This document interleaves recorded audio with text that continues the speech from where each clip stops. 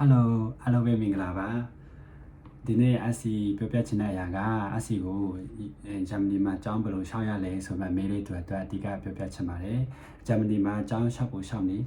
၃မျိုးရှိတယ်လို့ယူဆလို့ရပါတယ်နံပါတ်1တစ်မျိုးကဘာလဲဆိုရင် University ဖြတ်ရတယ် University ဖြတ်ပြီးမှရှောက်ရတဲ့ကျောင်းရှောက်ဖို့ရှောက်နေဖြစ်ပါတယ်သူကတော့ University ရဲ့ website ထဲမှာ application portal ဖြစ်မှာကိုရှောက်ချင်တဲ့ကျောင်းကိုတက်ချင်တဲ့ major ပုံမှာပုံတည်ပြီးမှ document တွေကို submit လုပ်ပြီးမှရှောက်ရတဲ့ဖြစ်ပါတယ်ဒါကဒီတိုင်းရှောက်လို့မရပါဘူး85 euro ပေးပြီးမှရှောက်ရတဲ့အဆင့်ဖြစ်ပါတယ်အဲ့တော့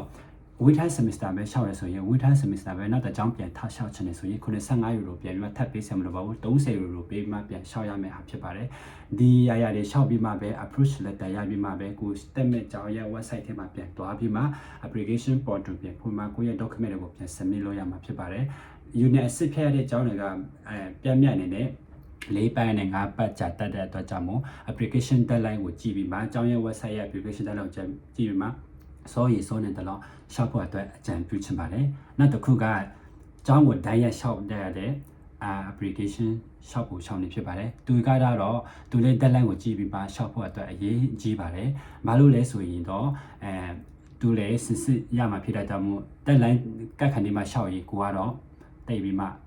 ခွင့်ရမရလို့ဖြစ်သွားမှာပေါ့နော်အဲ့တော့စောနေတဲ့လောက်ရှောက်ဖို့အတွက်အကြံပြုချင်ပါတယ်သူကတော့ပတ်စံပေးစံမလိုပါဘူး application portal ဖွင့်ပြီးမှကျောင်းရဲ့ website ထဲမှာ application portal ဖွင့်ပြီးမှကိုယ့်ရဲ့ document တွေကိုတင်ရမှာဖြစ်ပါတယ်အဲ့ဒါလည်းပြီးမှပဲကိုက admission letter ရမှာဖြစ်ပါတယ်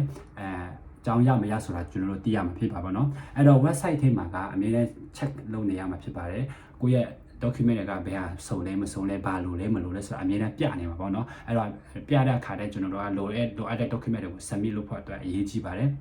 နောက်တစ်ခုအရေးကြီးတာပါရေးကြီးတယ်ဆိုရင် application portal ဖွင့်တဲ့အခါမှာကိုယ့်ရဲ့ email ရဲ့ကိုယ့်ရဲ့application password ရဲ့လုံးဝမေးလို့မရပါဘူးဒီမှာရောက်ရင်လည်းကျောင်းရပြီးမှဒီမှာကျောင်းလာတက်ရင်လည်းအရင်အရေးကြီးပါတယ်သူကဘာအတွက်အရေးကြီးလဲဆို student IP အတွက်အင်မတန်မှအရေးကြီးပါတယ်အကုန်လုံးဒါနဲ့ပဲပြန်တုံးရတာဖြစ်ပါတယ်တုံးရတဲ့အတွက်ကြောင့်မို့